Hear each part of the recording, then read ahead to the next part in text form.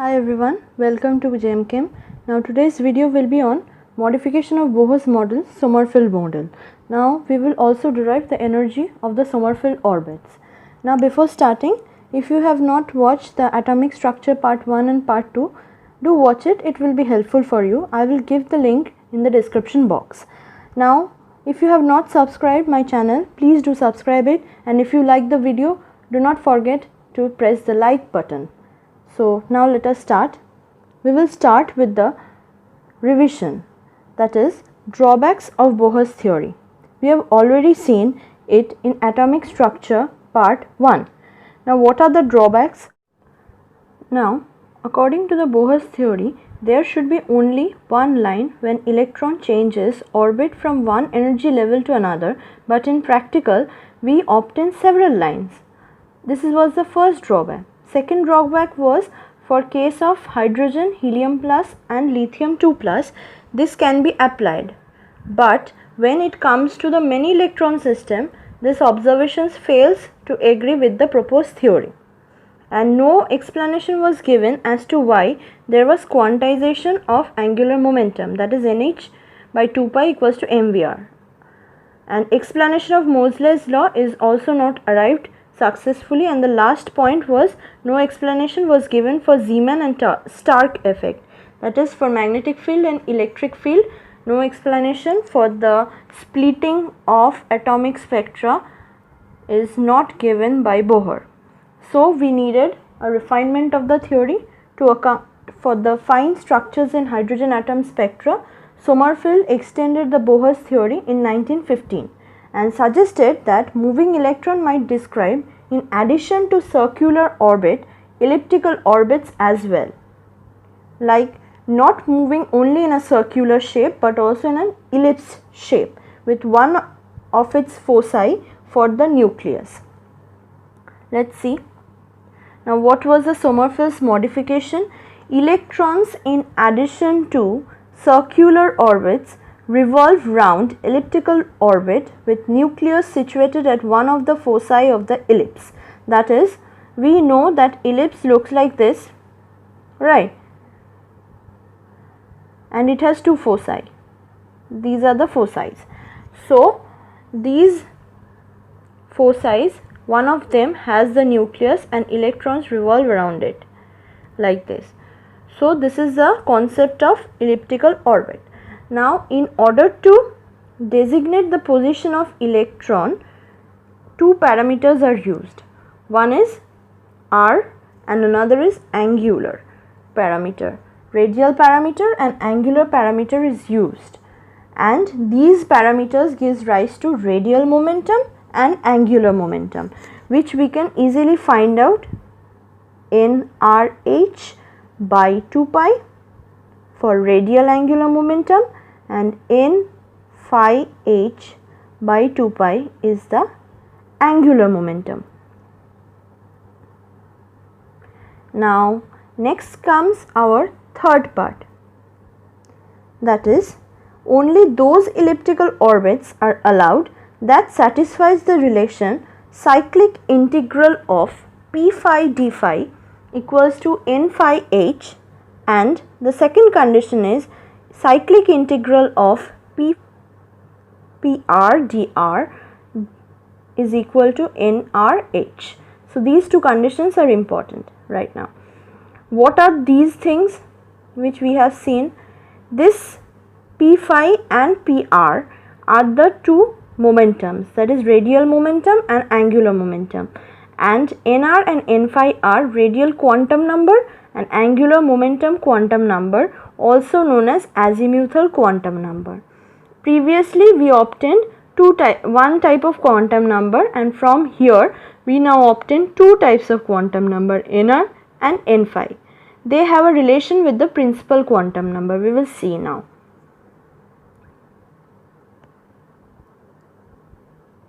See this is the relation. Principal quantum number is equal to nr plus n phi. This is the relation which is important. Now if we draw an ellipse right now, and suppose nucleus is present here, then this part if electron is present here and nucleus is here, this part is r, and the angle which it makes with the major axis, this is known as the major axis, is phi. Now concepts to be cleared for ellipse. If we have this type of ellipse, then there is two foci.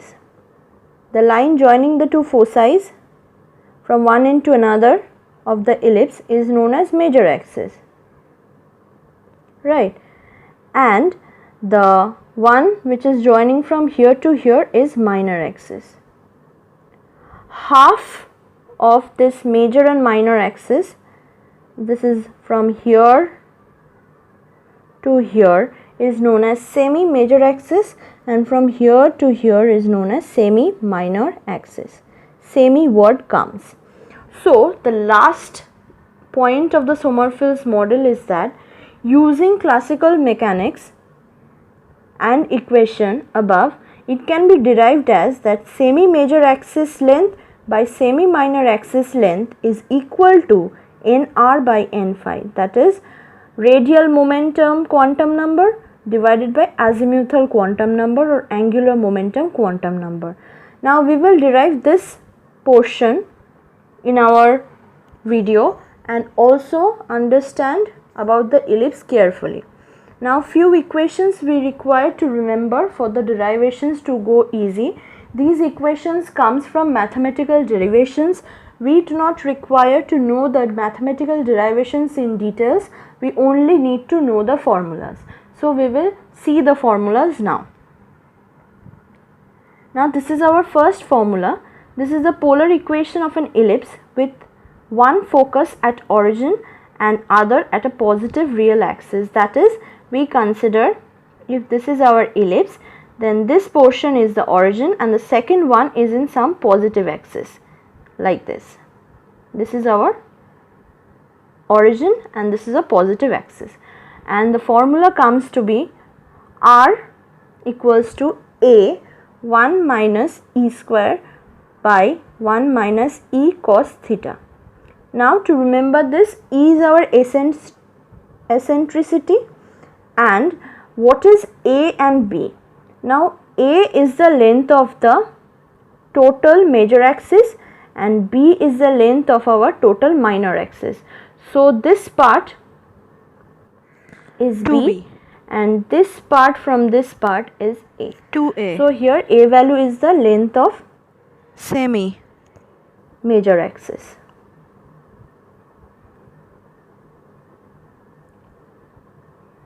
And the other two formulas which we have to remember is for our derivations is this one, that is 1 by r equals to 1 by root minus epsilon square minus 1. This is one of the formulas, and this one, that is 1 by r dr by d phi. D phi is a part of angular momentum, right? So whole square gives this one. This we have to know. This is considered to be we know. This is much important to remember. Now let us go to the next part. We will prove the semi major axis length divided by semi minor axis length equal to nr by n phi. Now let us go. Now these two conditions are already given by Sommerfeld, right? Now on integration, cyclic integral, now we know for an ellipse it is always from 0 to 2 pi, that is 0 to 360 degree, right? So when we are doing cyclic integral, we will cover the whole portion, so we take it as 2 pi to 0. The limit is taken from 0 to 2 pi, so on integrating we get that 2 pi p phi equal to n phi h. Now considering this to be in this part, we get p phi equal to n phi h by 2 pi. This is our angular momentum. Next comes the second condition. Same case, we get this one just like this. Now we know that mvr is angular momentum, right? This is simple. Whereas mv is our radial momentum. This is also simple. So what we can write?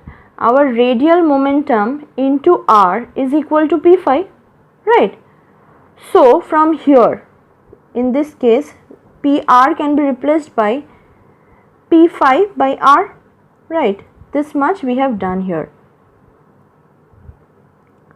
See this? We have already done here. We have just substituted in this case here.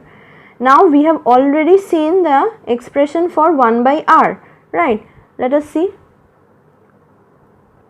This is the expression of 1 by R. We just substitute this value.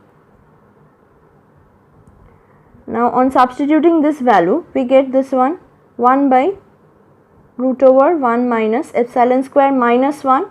Now on this we get this equation. We put the value of P phi from here. We also get this one. On solving, we get 2 pi cancels and h cancels. We only get this much.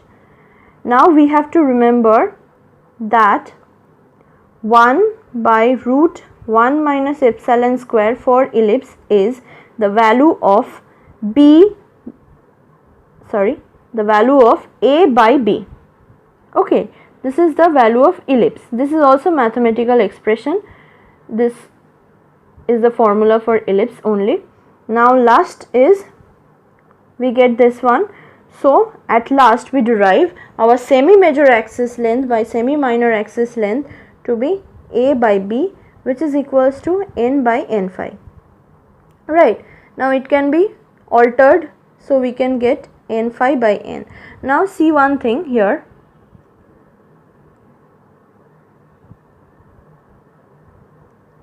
This part, that is, on adding we get nr, n phi.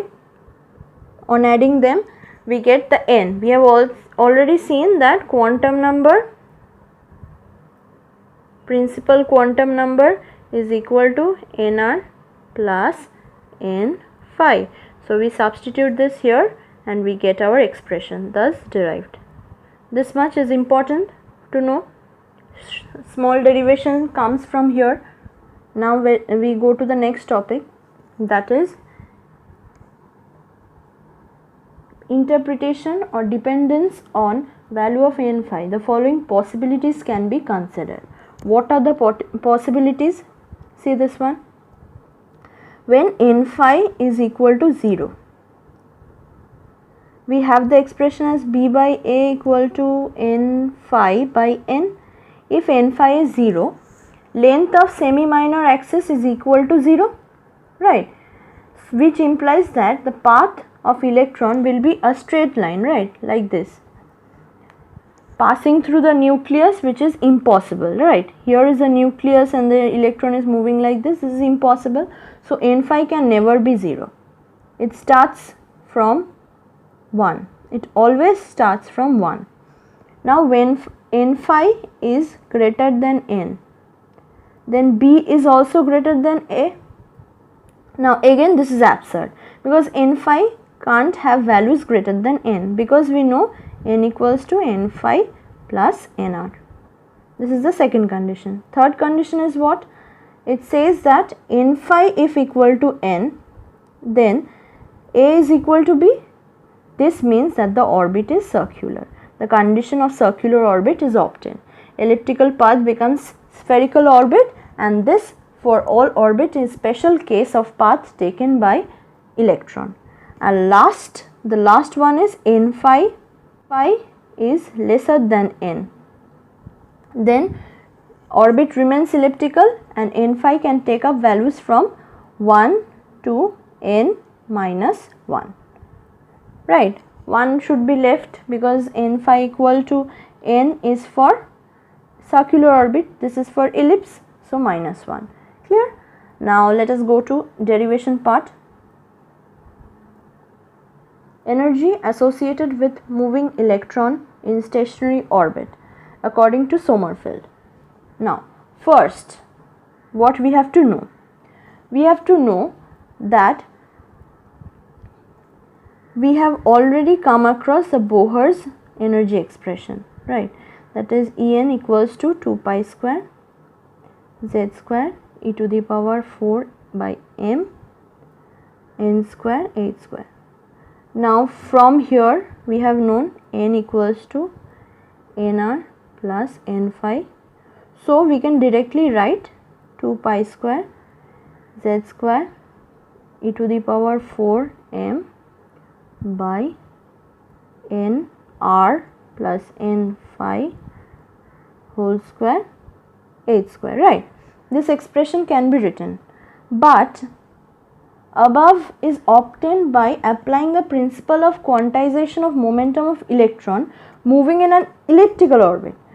Sommerfeld energy term would be as one of the above, where symbols have usual meaning. So energy associated with electron moving in certain orbit depends not only on principal quantum number now, but specifically on nr and n phi.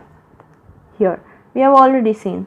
See this, from this expression we now see that not only with n but also nr and n phi. N phi being azimuthal quantum number, once this is established, it indicates that there would be levels within principal energy levels, right. Not only n, but there will be divisions of levels. Now then there would be certain difference in energy accompanying the transitions, which indicate that multiplicity of spectral lines, which we have already seen in the drawbacks of Bohr, that there it could not explain the multiplicity. This concept was advanced by Sommerfeld, evidently postulates existence of sub-energy levels of electron in each principal energy level of an atom. Now we see the energy associated with the moving electron. Now see, we have already seen the expression of 1 by r, right. Previously we have seen the expression of r. Now we have taken that expression for 1 by r, just alternated it. So d by d phi 1 by r, we differentiate it with respect to phi and we get this value as this one. Now this is our first equation. We separate it as 1 by r dr by d phi in bracket and this one. Now what we have done is we have taken one equation.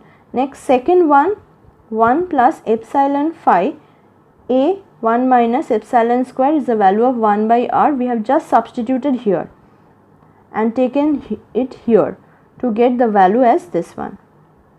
This much is okay for 1 by r dr by d phi. Now another thing which I have told you previously, p phi equals to mvr. We can also write it as pr square omega, which we have already seen in previous videos. So omega can be written as p phi by mr square, and omega square is written as p phi square by m square r to the power 4. Just squaring this equation. Now let us go. Now what is the expression of the energy? We know kinetic energy plus potential energy. This kinetic energy consists of radial part as well as angular part. So what is the formula for radial part? The radial part formula is half mv square. V can be written as dr by dt, right, that is distance by time, and the angular part is half I omega square. Now omega square can be written as d phi by dt, that is angular part divided by the time. So this much for the kinetic energy, and potential energy is minus z square by r. We know, we have already derived the expression in previous videos of atomic structure. Now half mr square omega square plus half m, we separated dr by d phi, we take d phi in up and down. So we get this expression z square by r. Now see, this is omega square, this is also omega square. See this one and this one, this is omega square. So we have taken the omega square here. Now this one dr by d phi t, d phi square, sorry, this one is this one. So we have kept it as it is, and z square by r. We have already derived this expression, that is dr by d phi, in the previous page. See this one.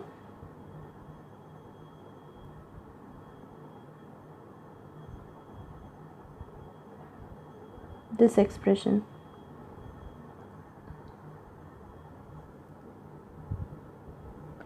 Now what we do is just keep it as 1 by r dr by d phi whole square minus z square. So this one is expressed already.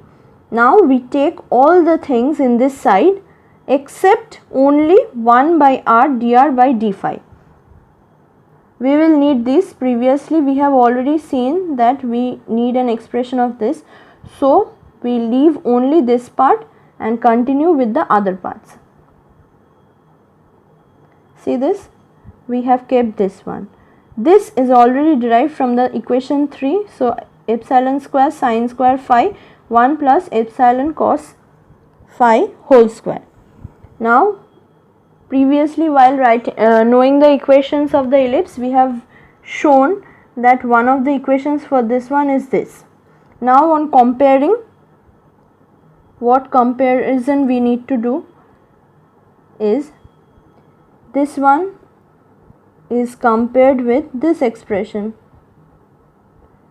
okay, and this one is compared with this expression, and we get two equations, 1 and 2. Let us see.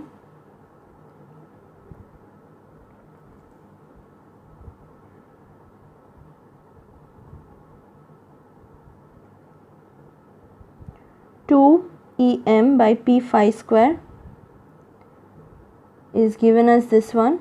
We just compare it. Now what is the way of comparison? R square is left over, r square is left over. All things are then equal. Here r is left, r is left. We leave the r and take both things here. Now on dividing this equation by this equation, we derive finally our energy expression, that is E equals to minus Ze square by 2a. This is the energy expression for Sommerfeld model. Now the last thing which we need to know is that the value of a and b. Finding the value of semi-major axis and semi-minor axis, that is their lengths. Now we have already obtained the value of energy associated with Sommerfeld and the value of energy associated with Bohr. We just take them equal because energy of the orbit must be equal, and we get the expression for A, that is length of major axis. This is the major axis, and we know the expression as A by B equals to n by n phi. So just substituting the value, we get n by n phi h square by 4 pi square Z square m. Now these are the two expressions for m, for the minor axis and the major axis. So let us interpret it. Now for semi-major axis, that is for the value of A, it depends only upon the principal quantum number n, whereas the minor axis, semi-minor axis, it depends on the value of both principal quantum number as well as the value of azimuthal quantum number. So at this stage, what is more important is elliptical path traversed by the electron is found to be connected to the fundamental associated with the electrons, like charge, mass and Planck's constant. It is also associated with the fundamental constants. So this much for today. Now try to answer this question: what will be the values of different orbits? How many total orbits are possible according to the Sommerfeld for n equal to 4, and how many of them will be elliptical in shape, and what will be their n phi values? And this much for today. Thank you for watching, and do not forget to subscribe my channel for more videos.